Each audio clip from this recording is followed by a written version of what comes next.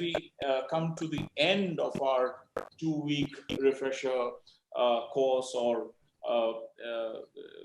course program on film studies, we have come a full circle, because we started our program on the inauguration day with a presentation by Professor Abhijit Roy, who introduced to us film studies, as well as told us about the importance of this discipline in the academic world.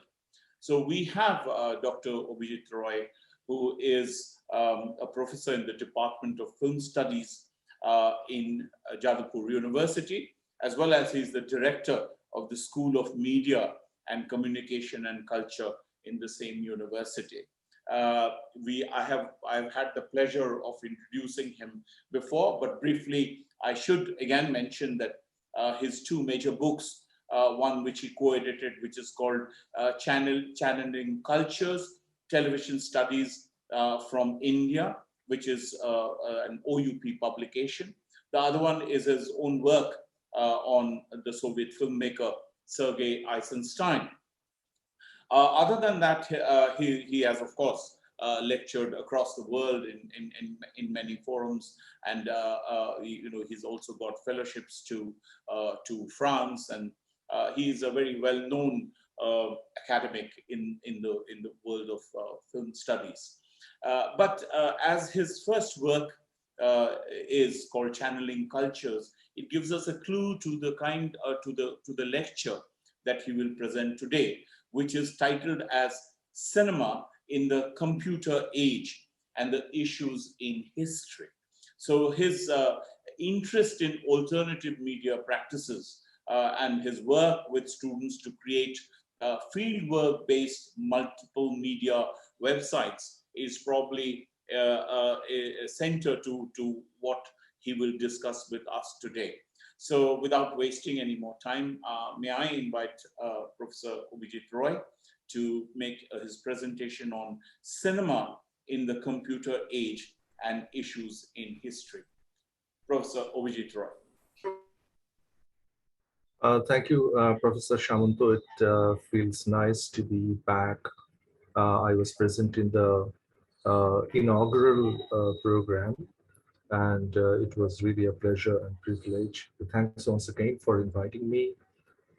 Thanks particularly to Professor Shamanto. Thanks to the authorities of Ramanujan College and the team which is organizing this particular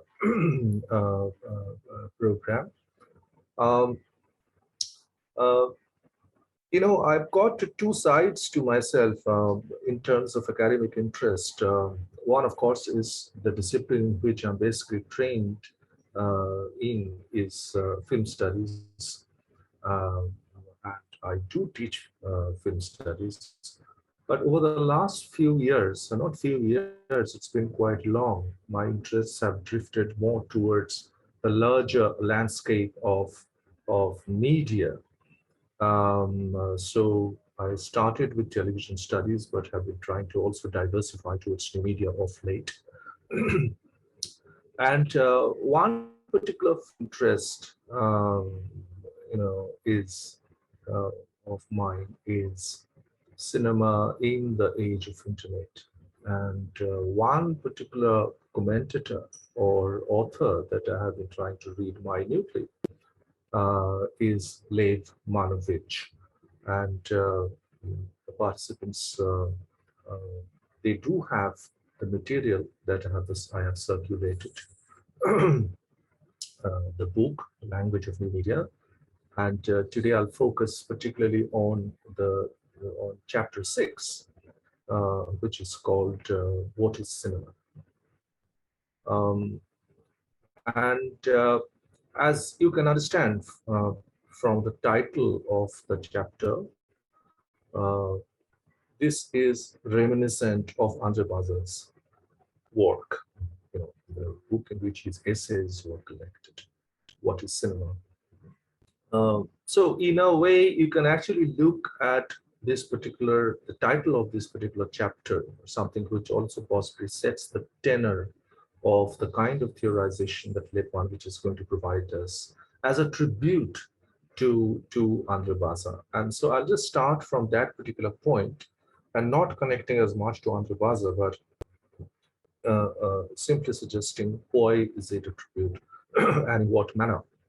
Uh, I mean, this book was written in 2001. It's considered to be uh, seminal work uh, in this field of trying to understand new media, particularly the language of new media, the questions of form and aesthetics involved in new media. And chapter 6 is devoted to cinema. Uh, Possibly the title refers to the very efficacy of the question, what is cinema? Possibly we need to uh, pose this question once again in the 21st century, as Andre Baza asked in the late 30s, 1940s, in his writings, what is cinema? And not only Andre Baza, of course, I mean, all the gamut of, all the uh, uh, what we call classical film theorists, from Andre Baza to Siegfried Kracauer to Rudolf Arnheim, Bela Balazs, all of them were asking this question: what is cinema? What is it that distinguishes cinema from the other arts or other media? Uh, so that was the kind of perspective. So the very specificity of cinema and something that was kind of tried to be understood in the very early period of film theory, and what we now take as classical film theory. Now, Lev Manovich is telling us that that particular question has become relevant once again. Is cinema the same as it used to be even 20 years back or 30 years back? I mean, so it's writing in 2001, of course. Let us say even in 1980s and 90s. So the very object of whatever you call it, the medium or the apparatus of film, has now changed. And I suppose, I mean, it can also be understood commonsensically, as you know. I mean, film is no more something that you have to watch on a big screen, going to a theater. Films are now watched on a number of devices, desktops and laptops and mobile phones and tablets everywhere, but not only in terms of spectatorial engagement, in terms of viewing, but also in terms of uh, convergence of technology, expertise, aesthetics, form. Film is part of that intermedia context, so possibly we need to ask once again, what is cinema in this new context of of the computers, the digital landscape, which has made possible such kinds of convergence, such kinds of flow between the screens from one device to another, from one world to another, from one sector of production exhibition between such screens. And it is not film. For instance, I mean, you could actually ask in this digital age questions like, what is radio? It's no more the same as it used to be. What is newspaper? What is a newspaper? What is radio? What is film? Uh, so, so one thing that we have to remember is that certain questions never get old. They need to be asked and re-asked time and again, because contexts change, historical moments change, and not only technologies, but corresponding that you would see the questions of form, aesthetics, politics,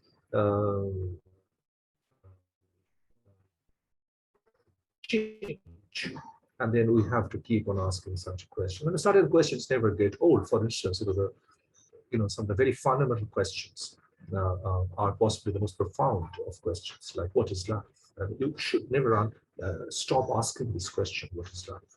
So anyway, very aptly, I think, Lev Manovich gives this title to the sixth chapter of this book, What is Cinema? So basically, this is what we're trying to understand. And that's why and this is what he's trying to find out, what is happening to cinema in the computer age. But he doesn't stop at that. He tries to relate this to larger questions of history. And this is what we are going to discuss in the next 40, 45 minutes or so. In this very short premise, of course, I won't be able to do justice to all his arguments or the kinds of comments that parallelly I am going to present of myself. But I'm just trying to kind of lay out a context and provoke you into further reading and exploration. Uh, the first point that he makes is that cinema, first of all, a keynote on the inaugural day of this program, that there's a difference between film and cinema, that you make film refers, I mean, at least for the sake of understanding, it's much more complex, but still, film refers to the text, cinema refers to the larger institution, the sphere of production, exhibition, circulation, distribution, consumption, or reception. So cinema is that big area. Film refers to the text. Uh, he starts with, but I mean, does not always make that distinction, because also commonsensically we don't make that distinction.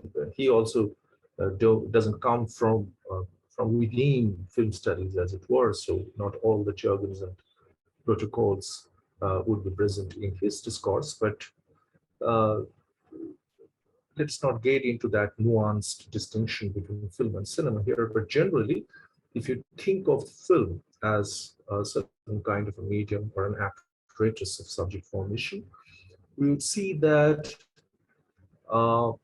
film has been historically generalized, even by theorists of great repute, as something which carry with them, bear in them, a certain common feature of telling a story, narrative. And he refers to Christian Mates, for instance. Christian Mates said that narrative or storytelling is something which has almost emerged as a kind of a super genre. I'm not here bringing in the complication of the documentary. As you know, the documentaries can also tell stories. So telling story here refers to a kind of a broader sort of form or mode of address. Anyway, now what Lev Manovich primarily contests is this proposition. He says that, well, that's fine, but if you look into this long history of celluloid, let's say, and he can, of course, we can now call it the analog. But if there is one common defines, film, or whenever we close our eyes, we think of film, and that is something which immediately presents itself, is the fact of camera recording something in front of it. So camera is kind of a recording device, and he calls it live action film, and in fact the title that it gives to the first section of this particular chapter is Cinema, the Art of Index. I'm sure that you are aware of the three categories: icon, index, and symbol. Icon referring to a kind of plausibility order of realism, just like, let us say, the mimetic representation, something which is there and that is being represented. So what I see is what it means. So there is no immediate complexity to it. So a piece of comb is a piece of comb. a tree is a tree. So that's the iconic function. Indexical function of an image refers to the causality of it. You know, the usual example that is given is the relationship between the smoke and the fire. So the image of the smoke refers to uh, fire. So in, you know, the smoke is the effect, but there must have been some kind of cause, which is the fire, because it's only the fire that can create smoke. And the symbol, of course, refers to a relationship which is more arbitrary. You know, let's say the crown, the image of a crown refers to, it can refer to imperialism, it can refer to a particular kingdom, etc. Or a raised feast might refer to revolution. But I'm sure that these are much more complex, but I mean, in order for us to understand this at a very fundamental level, we are making such a distinction. Anyway, so Lev Manovich calls cinema the art of index, or at least what it has been for more than a century since its coming into being in the present form in, let's say, 1894-95. Art of index means if I see the image of something, it means that in reality, it must have been existent. I see an image of a horse. That horse must have been there somewhere, sometime. Otherwise, that would not be recorded, you know. So, and this is what we call pro-filmic. Anything which presents itself in front of the camera and something which gets recorded is pro-filmic. So this is live action. This is something that you record. This is the indexical function. Whatever we see in, you know, as recorded is the effect of something which is there as a cause. If something has not been under the sun, we couldn't record it, right? So cinema as an art of index. Now let us, I'll come back to this particular point, but now I suppose if I, you know, just land up with the inference and conclusion. In fact, this is a singular point that he's trying to make here. Of the 2 points that we discussed, we'll discuss just 2 points in this presentation. That point is that indexical function of film has been interrogated and questioned by you know, in the age of the computer, by the interventions of the computer. Let's try to understand what he's trying to suggest. Now, this is very easy. That indexical function means the recording function. To put it more commonsensically, to put it more simply, the recording function of it. The recording function of the camera. Cinema was all about recording things, you know. So he says that this is the super genre, and then he says what happens in the age of computer is not almost, and this is something that has been happening from the late 1980s and the 1990s. Every film, and of course his primary reference is to Hollywood, but as you can understand that this kind of proliferated to all other continents, and especially if you go by the very cheap and sometimes you know, which you get almost freely, some of the softwares and the devices. Almost every film nowadays, and he says from late 80s, early 90s, has been undergoing changes brought about by the intervention of the computer. I mean, there is a long debate around why he's not calling it digital film, but he's sometimes calling it digital film also. Anyway, so let us, for the sake of understanding, call it the digital age, digital intervention, as opposed to the analog. If you're more interested, and there is not much time here to discuss the fundamental distinction between old media and new media, the analog and the digital. But I suppose you have some understanding of the digital. Surely, at least the fact that a lot of things can be changed of the in the image, in the sequences of the image. A lot of things can be done. He says that now what happens is that you are trying, you can actually create certain things within the frame which have not existed, and it can function at various levels. You can make sometimes which of certain things which are very apparent. For instance, a person is walking and the person starts flying. I mean, you can actually make that happen in a very convincing manner, almost reaching up to the standard of convincing you about the plausibility of the kind of realism that is functioning. As you know, that realism can function at two levels. One is the plausibility order of realism, something which gives you an impression that it can really happen in some kind of reality in which I'm breathing right at this moment.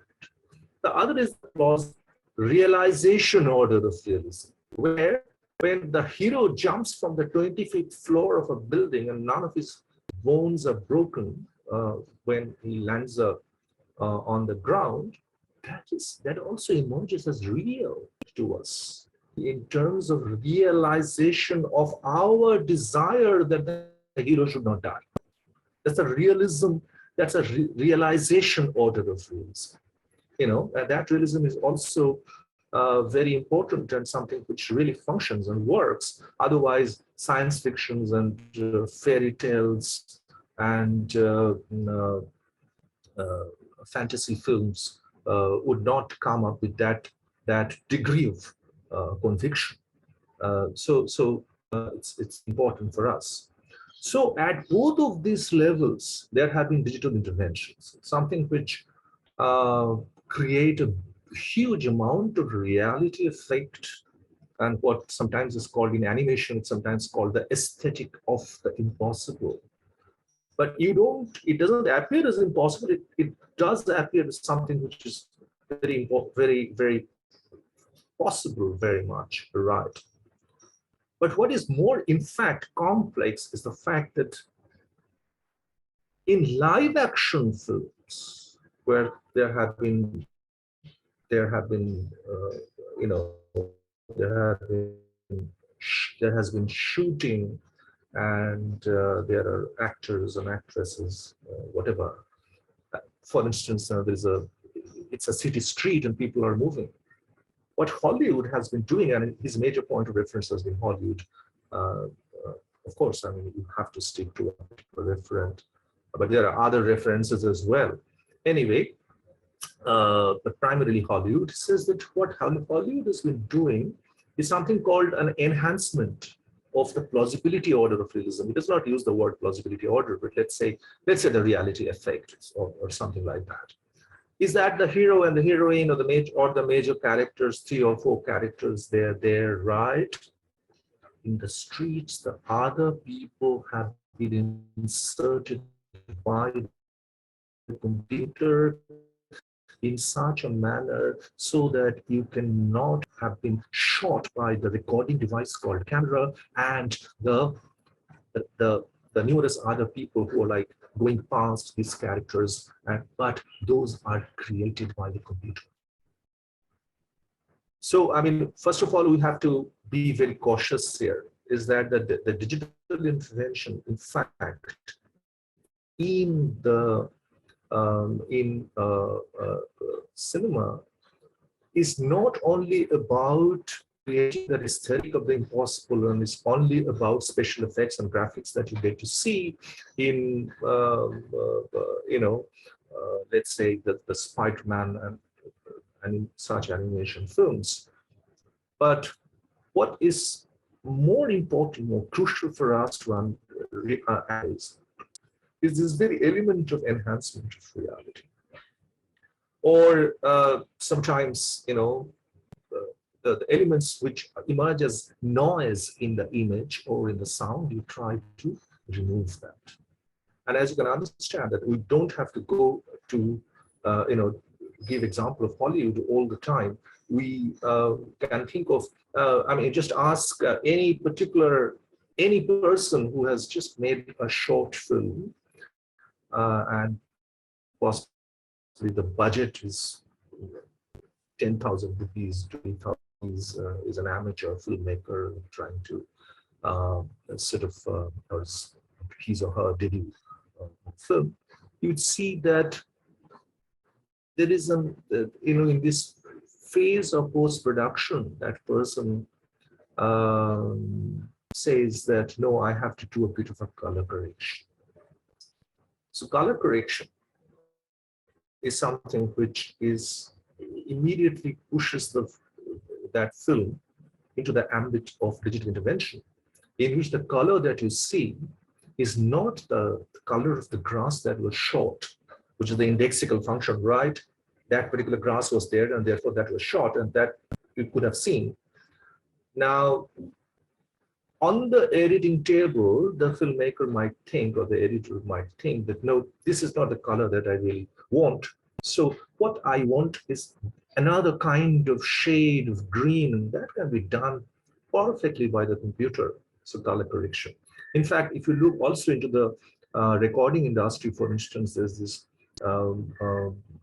there are an up to number of devices by which softwares by which you can do pitch correction. So the singer cannot touch a particular note, but that can be done perfectly. Um, that can be done perfectly by that particular software. So, and if somebody is not able to do that, so one can touch that particular note, and that song seems to be in tune, right? So, uh, uh, in an action sequence, for instance, one is taking a huge leap from the tip of this particular building to the rooftop of another building or whatever, and then of course there are ropes, right? And you are actually taking the help of ropes. But what you can do is that in the phase of post-production, you can just simply erase the rope so that at the end, it looks like that a person actually jumped and took a jump of more than 100 meters, and like, through the air and then moving on to the other building. So what Manuvich tells us is that the live action footage, which is ruled cinema for more than 100 years, is now just a raw material, and something which is to be manipulated, and something which can enhances what is your perception of the reality effect, So I'm sure that if you look into historical films, like big historical films, you'd see that in the front you could see the characters, who have been shot by the camera. But later on, what is added, what seems like millions of people of the army, and they have been actually produced by the computer. So that kind of a mishmash, the melange of the live action footage and the digitally inserted elements is something which is important. But we can, of course, go into a kind of a typology, and we are not concerned here with the typology, but I suppose you can understand. I mean, there could be enhancement of reality, there could be removal of noises, and lot of other things. There could be, making possible certain things by the intervention, by the digital intervention, which otherwise wouldn't have been possible, and things like that. So in the first proposition, in this presentation is that live action footage is now at center of film. It is just a raw material, which is to be manipulated, which is to be worked upon, which is to be. It's no more only edited. It's about now graphics and special effects and corrections, quote unquote, corrections of various kinds. That's fundamental. That's basic. Every film now undergoes that. Let us not only talk about film, let's talk about any kind of audiovisual exposition, the television series that you see, the web series that you watch, the films that you watch, the documentaries, the short films, the YouTube videos, and everything. Okay, now, what is that question of history that I said is relevant here? One of which tells us that if you look into the history of the instruments that were devised before, let's say, the Lumiere cinematograph, because the cinematograph is associated with the Lumiere brothers, who presented in 1894, 1895, and they went globe-trotting around, presenting the newfound device. First of all, let us come out of this illusion that that scientific discoveries or innovations are all about one particular person discovering something. It's always kind of an offshoot of a number of people working, and many a time, and they're actually unaware of each other, and working in particular fields. And any particular scientific discovery is always about the convergence of all those knowledges and expertise and technologies, and then a particular device is produced. It's not so simple like Wright brothers discovering aeroplane and Jagadish Chandra Bose or Marconi discovering the radio, or John Logie Baird discovering television, and Lumiere brothers innovating the cinematograph. It's not so. You have to keep in mind. For instance, Jean-Luc Godard said cinema was invented for 200 years. Yes, from the days of the magic lantern, so from the late 17th century through the 18th century, and throughout the 19th century particularly, you would see a very rich history of researches happening in the field of chemistry, because it's very important. What is that base on which the image would sustain? Cellulose, so celluloid would emerge as that kind of technology. So chemistry and biology is right at the heart of cinematic innovation. For instance, persistence of vision. That's 1/5 of a second that image actually is sustained in our brain. Mechanics, the instruments, of course, and physics. So physics and mechanics and biology and chemistry, and all kinds of sort of queries into motor functions, for instance. So you would see that if you look at the Muybridges experiment of the 1870s, you'd see that it's basically we were trying to read how, the locomotion movement of the horse, So there's a kind of a biological, and to be more specific, zoological interest. So many of these instruments are actually called zoopraxinoscope, or there are other instruments called phenakistoscope, zoogyroscope, and kinetoscope. So Thomas Alva Edison, in fact, was one of the key figures. So and there is one. In fact, I'm referring to two books. If you're interested, you can look into one. Good thing such a non-linear, multi-layered notion of history. Uh, Also non-teleological. There is no predestination. The history could have gone to many, could have taken many trajectories, and especially focused on scientific innovations. If you're interested, you can look into Structures of Scientific Revolutions, that particular book, which is by Thomas Kuhn, Kuhn, Structures of Scientific Revolutions, by Thomas Kuhn, and you can look into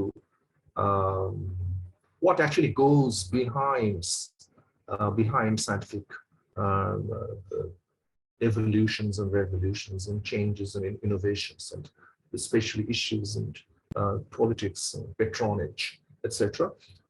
But if you are interested in the history before this whole 18th, 19th century history, before the innovation of what we now know as the cinematic device, the recording device, in 1895, one particular book is very important. That's called Life to Those Shadows, by Noel Birch.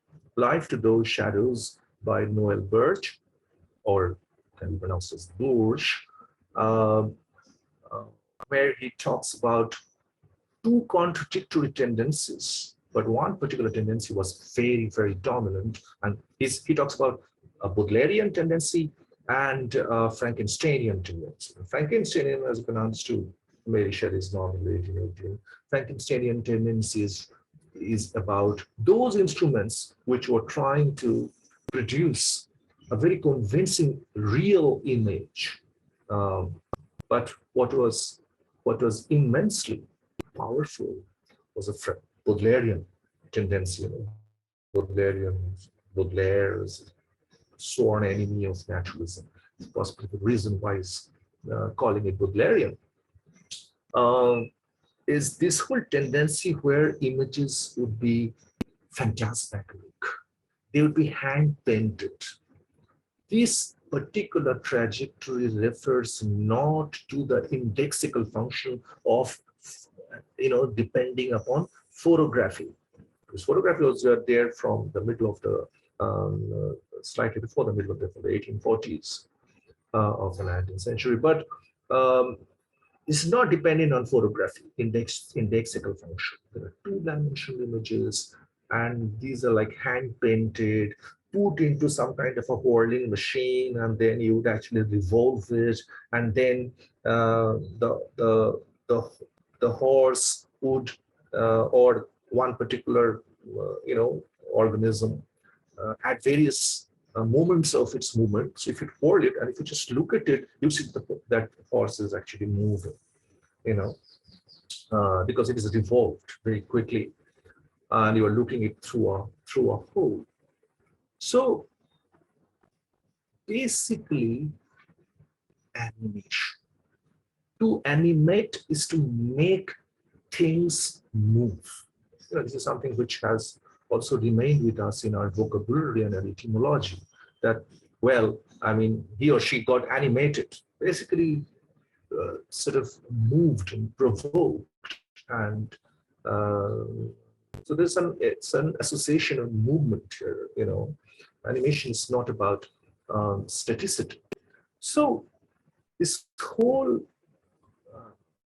early history, before the innovation of cinema, refers to a strong dominance of animation, hand-painted images, and not about the dominance of the photographic that would emerge only from the late 19th century. One of the major propositions of this particular chapter is that something that was relegated to a minor trajectory in film history, and not only by practitioners, but also by film theorists. And what was that? Animation. Animation is something which is kind of a little sister or little brother of the main trajectory of film, right? Which is a live action film, which is the indexical function of film.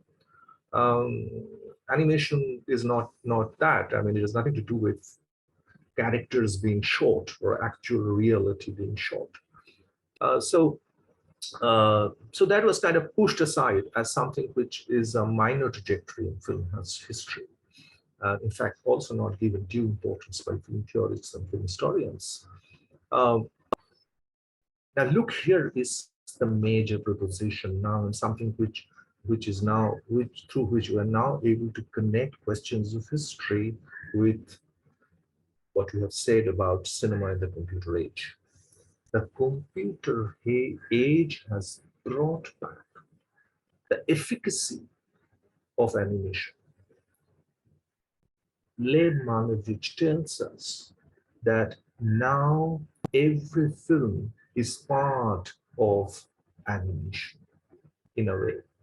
Because if animation is all about sort of, sort of, you have various raw materials and they are your painting on the image, think about color correction, think about pixel correction and applying all kinds of software which through algorithm does all kinds of things, inserting things. So compositing, image processing and everything, all those were actually part of animation, albeit in a very manual manner earlier, but now of course, and through computer you can do it. So the very indexical function of the image has been interrogated and challenged.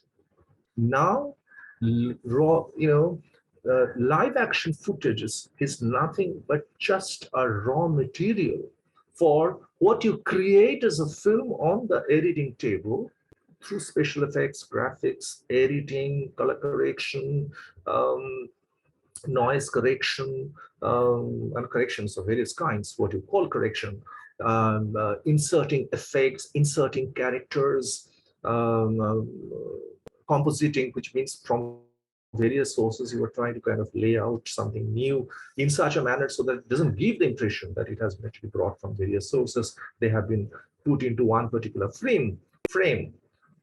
Think of the film called Apollo 13, for instance, in this whole rocket launch sequence, they just took one particular shot of the Cape Canaveral, but not only the rocket, but everything else was actually put into that particular sequence. Even they actually painted the sky, and it's just type out rocket launch sequence in Apollo 13, and you would be able to see what actually they did with the computer.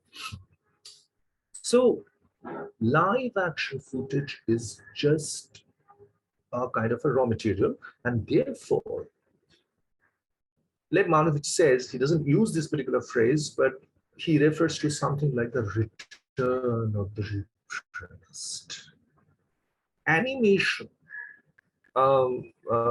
which informed the history before the innovation of the film and something which is relegated to being a minor trajectory and something which has to do with earlier, your manipulation of various kinds, hand painted and doing all kinds of things, now is the supergenre in a way. Live action footage is just a part of that,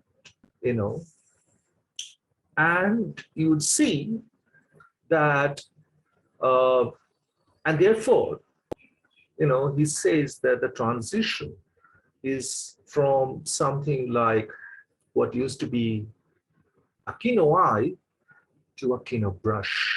In fact, he says that cinema is now part of cinema is painting. It's like painting, and painting which comes closer to possibly oil painting, and not the earlier traditions of uh, tempera and certain kinds of murals in which you had to work on the wall, and that particular sand or clay would actually dry up very quickly, And whatever you have to change very quickly. But once it is done, it's done. You couldn't do much about it. It's almost equal to live action recording. You record it, but you couldn't do earlier much about that. But now you can do anything, because the computer cannot make a distinction between live action footage and something that you have actually produced, in the computer. It can create, it can make possible a kind of a dialogue between the two and create kind of a melange, mishmash, and a synthetic whole out of them. Because everything is pixelated. Uh, so in fact, I mean, just in passing, that in the earlier part of the to Ziga is spelled as Bziga, Soviet filmmaker. Ziga Vertov, one of his famous films is Man with the Movie Camera, made in 1939. Um, so Ziga Vertov was, and not only Ziga Vertov, but if you go back into the Soviet films, you would see that every film practitioner is also a film theorist, you know, like Einstein and Lev Kuleshov and Stefan Pudovkin, Ziga Vertov, all of them. So Ziga Vertov had this idea of the kino eye, and he said that film's task is not to record, is not to show the reality as we see through the naked eye. Film is a particular kind of machine for which it is possible to show a reality which is only possible to be shown by the machine of the film, something which is specific to the film as machine. That's a kino eye. That's not our eye. They said that the kino eye is something which should lead to the kino truth, kino pravda. So he said that my truth is the kino truth, the cinematic truth, not. And of course, I mean, he was questioning and interrogating the typical Hollywood tradition, as you can understand, because Hollywood is more inclined towards a kind of realism, which is the plausibility order of realism, and something which is more inclined towards presenting something that you see with your naked eye. Zigavetov said, we actually we can probe deeper, and cinema is kind of a machine which makes possible another kind of truth to be excavated through the kino eye, the cinema eye, right? Now, so it's a complex thing. Ziga Vertov is interesting as almost a predecessor, don't forget, to the computer age, computer's intervention into cinema, because Ziga Vertov is also talking about a particular kind of an ability of a machine to present a particular reality, right? Something that computer is doing in our age, right? A, but B, still, Ziga Vertov was relying, this idea of the kinoing was relying upon live action footage. It's recorded reality. I mean, however much you try to manipulate that. Here, what is happening is that you have that transition even further now from that precursor of the digital intervention, the kino eye, to now what he says, the kino brush. So cinema now is the kino brush. You can almost paint, with the ease of a paint, you can create, through image processing, painting and image processing and compositing and doing all kinds of things where film actually becomes, short footage actually becomes just one of the raw material, a constituent raw material. Anyway, so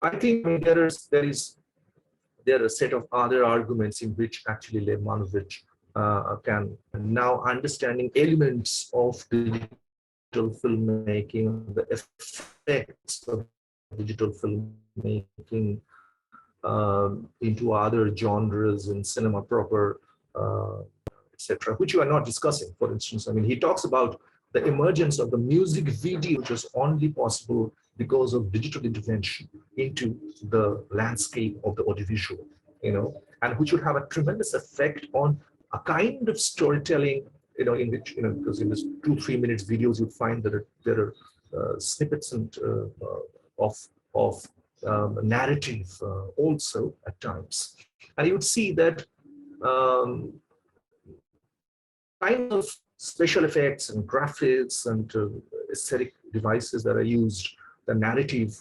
kind of devices that are used, you'd say that were actually made possible by digital intervention. Um, uh, you know, so he talks about games, it talks about music videos, etc. Something into which you are not going, because I would expect some idea of what is the historical relationship between cinema's intervention, the digital intervention into cinema, and let us say animation. And to be more precise, what is cinema in the digital age and its larger relationship with film history? Thank you very much.